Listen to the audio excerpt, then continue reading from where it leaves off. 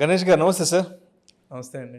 గణేష్ గారు లాస్ట్ ఒక 3-4 ఇయర్స్ నుంచి ఆర్బిట్రాజ్ మ్యూచువల్ ఫండ్స్ అనేవి బాగా బజ్ క్రియేట్ చేశాయి. సో ఏంటి అసలు ఆర్బిట్రాజ్ మ్యూచువల్ ఫండ్స్ అంటే? ఈ ఆర్బిట్రాజ్ మ్యూచువల్ ఫండ్స్ అనేవి ఎలా వర్క్ చేస్తాయి?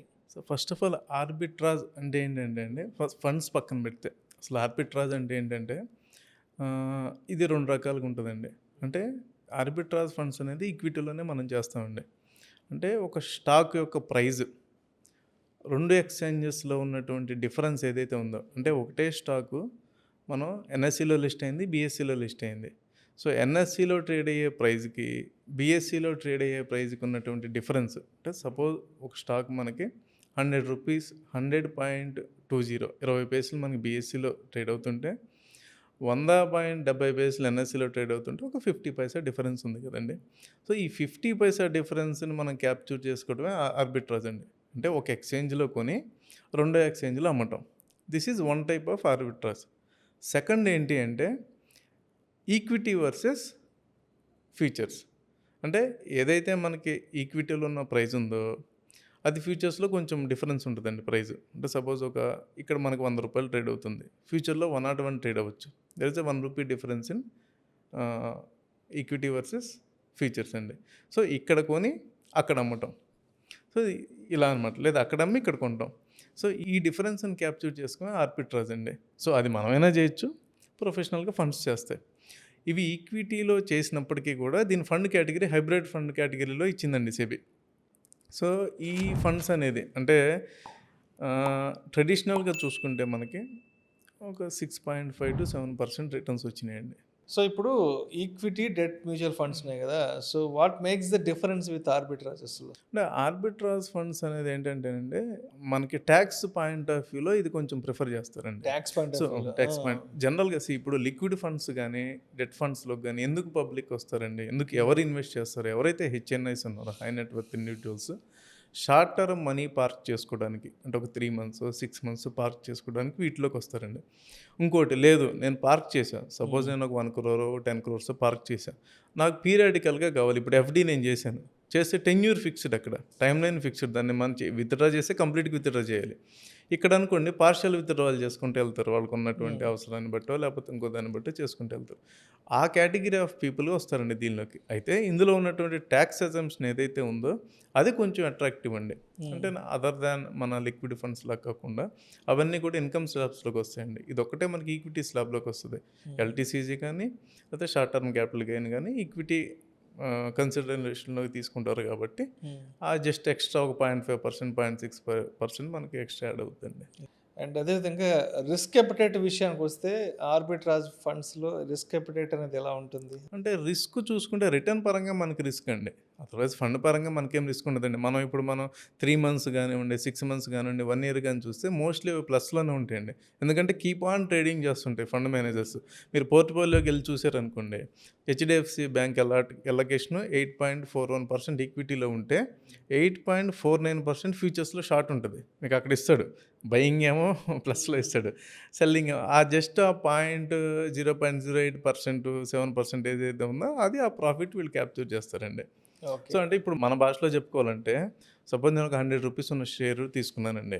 ఎఫ్ఎండ్ఓలో ఉంది, ఈక్విటీలో ఉంది. 1000 షేర్ నేను తీసుకున్నాను ఎక్స్చేంజ్లో, ₹1,00,000 పెట్టా. ఇదే ఫీచర్స్లో నేను షార్ట్ చేశా 101 రూపీస్లో, నాకు ₹100 మిగిలింది. This is called arbitrage. అంటే నా 1 lakh రూపీస్కి నాకు ₹1,000 వచ్చింది, which is equal to 1% of the our capital.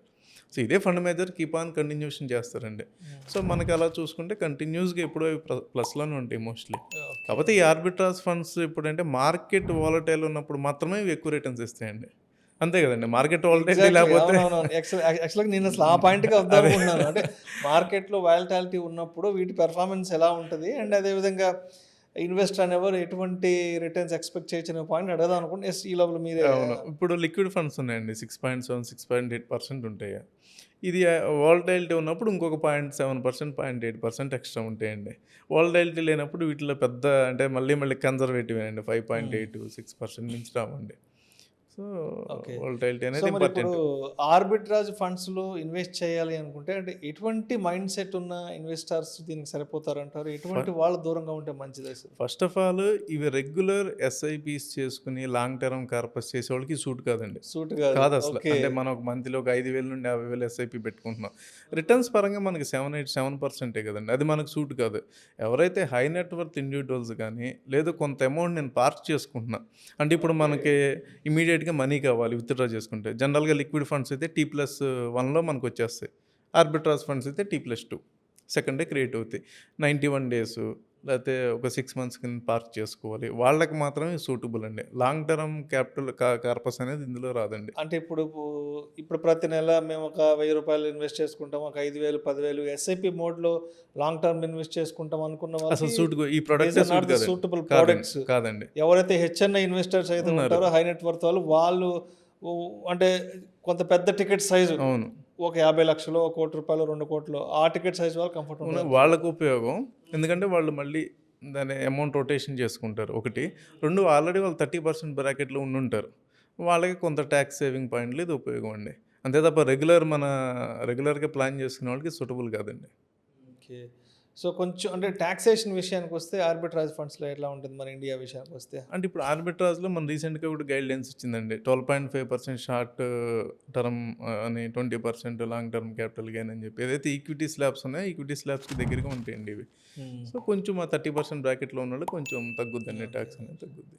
So, portfolio అలొకేషన్‌కొచ్చేటప్పటికి arbitrage ఫండ్స్‌కి ఎంత పోర్ట్‌ఫోలియో అలొకేషన్ ఇవ్వచ్చు? ఎంత స్పేస్ ఇవ్వచ్చు మన పోర్ట్‌ఫోలియోలో? అసలు మనం రెగ్యులర్‌గా ఎస్ఐపీలు పెట్టుకునేవాళ్ళైతే జీరో అండి. అసలు అవసరం లేదు. అసలు అవసరం లేదండి. మనకెందుకు టూ మెనీ థింగ్స్‌లోకెళ్తే మనం ఆబ్జెక్ట్ మిస్ అవుతామండి. గోల్ మిస్ అవుతాం. సో, మనం 10 ఇయర్సా, 5 ఇయర్సా, 15 ఇయర్సా, 20 ఇయర్స్ ఎస్ఐపి మనం పెట్టుకునేప్పుడు ఒక కంక్లూజన్‌కి ఉంటాం కదండీ. సో, 20 ఇయర్స్ అయితే కొంచెం మనం రిస్క్ ఎక్స్ట్రా ఆల్ఫా జనరేట్ చేస్తాం. 5 ఇయర్స్ అయితే మోడరేట్ రిస్క్‌కెళ్తాము. సో, అసలు ఈ ఫండ్స్ అనేది మన కేటగిరీ కాదు. అంటే రెగ్యులర్‌గా ఒక ఎంప్లాయీ పెట్టుకునే ఫండ్స్ అయితే కాదండి ఇవి. అంటే ఇప్పుడు అన్ని మార్కెట్ కండిషన్స్‌లో అంటే వాలటాలిటీ మార్కెట్లు లేదంటే మార్కెట్ హైలో ఉన్నప్పుడు అంటే అన్ని రకాల మార్కెట్ కండిషన్స్‌లో ఇవి ఎలా పెర్ఫార్మ్ చేస్తాయంటారు? మార్కెట్ కండిషన్ ఏదైనా గూడా దీని స్టాండర్డ్ రిటర్న్స్ ఉంటాయండి. ఏదైనా యాక్సెప్ట్ చేస్తది. యాక్సెప్ట్ దీనికేం పెద్ద చేంజ్ ఎందుకంటే కీప్ ఆన్ చేంజింగ్ గదండీ. ఆ! వాళ్ళు they have both buying, selling 2 edge ఉంటది గదండీ వాళ్ళ దగ్గర. ఓకే. సో, అది మనకి ఇబ్బంది ఉండదండి. యాక్చువల్‌గా ఈక్విటీలో కూడా చేస్తారండి ఇది. కాకపోతే కొంచెం జాగ్రత్తగా చేయాలి మనం చేసేటప్పుడు. మనం యాస్ ఇండివిడ్యువల్ చేస్తే కొంచెం జాగ్రత్తగా చేయాలి. ఎందుకంటే ఎక్స్‌పోజర్ అంతా ఒకే దానిలో పెడతాం. లేపోతే నంబర్ ఆఫ్ ట్రేడ్స్ ఎక్కువ చేయటం ఇలాంటివి చేస్తాం. ఇప్పుడు మనం చూడండి ఎఫ్&ఓ లాస్ట్ గురువారం మనకి ఎక్స్‌పైరీ ఉంటది గదా! ఎక్స్‌పైరీ రోజు మీరు చూస్తే ఫ్యూచర్ రేట్‌కి ఈక్విటీ మన దీని షేర్ ప్రైస్‌కి డిఫరెన్స్ ఉంటదండి. ఎందుకంటే కంపల్సరీ మీరు రోల్ ఓవర్ చేయాలి. ఆ రోజు సపోజ్ రూ. 225 మీకు ట్రేడ్ అవుతుంటే క్యాష్‌లో మనకి ఫ్యూచర్‌లో వచ్చేటప్పుడు ఒక రూ. 3 డిఫరెన్స్ ఉంటదండి. ఎందుకంటే మీకు ఎక్స్‌పైరీ కంపల్సరీ మీరు చేయాల్సిందే కదండీ. సో, బయింగ్ ఆటోమేటిక్‌గా వస్తది కదా! సో, ఇట్లాంటియండి ఆర్బిట్రేజ్. అది మీరు మంత్‌లో ఒకసారి చేస్తారా? ఎవ్రీ వీక్ చేస్తారా? లేదా డే చేస్తారా? అనేది అది ఫండమెంటల్ కాల్ అండి. Depend upon the volatility. So, అదేవిధంగా ఆర్బిట్రాజ్ ఫండ్స్‌కి సంబంధించి అంటే కామన్‌గా ఎక్కువ మందిలో ఉన్న మిత్స్ ఏంటంటే ఎక్కువ అపోహలేంటి అసలు? ఈ ఎస్పెషల్లీ ఆర్బిట్రాజ్ ఫండ్స్‌కి సంబంధించి అంటే బయట మీరు విన్నవి, మీరు చూసింది రోజు అంటే మీరు కూడా ఎంతోమంది క్లయింట్స్‌తో డైలీ ఇంటరాక్ట్ అవుతుంటారు గదా! సో, అంటే వాళ్ళ వైపు నుంచి మీ నోటీస్‌కొచ్చిన మిత్స్ ఏంటి అసలు? అంటే జనరల్‌గా ఎట్లా అంటే అండి, అసలు ఫండ్ అనంగానే రిటర్న్స్ అనే పాయింట్‌ని అసలు తొందరగా క్యాప్చర్ చేయరండి. కొత్తగా ఏదైనా విన్నారనుకోండి, ఇదేదో బావుందనుకుంటారు. లిక్విడ్ ఫండ్స్ గురించి విన్నారు. ఆ లిక్విడ్ ఫండ్స్‌లోకి వెళ్దాం అంటారు. ఆర్బిట్రాజ్ అంటే ఆర్బిట్రాజ్ గురించి పెట్టేద్దాం అంటారు. అసలు ఇది మనకు సూటబుల్లా కాదా? దీని ఆబ్జెక్టివ్ ఏంటి? ఈ ఫండ్ ఎందుకు తీసుకొచ్చారు?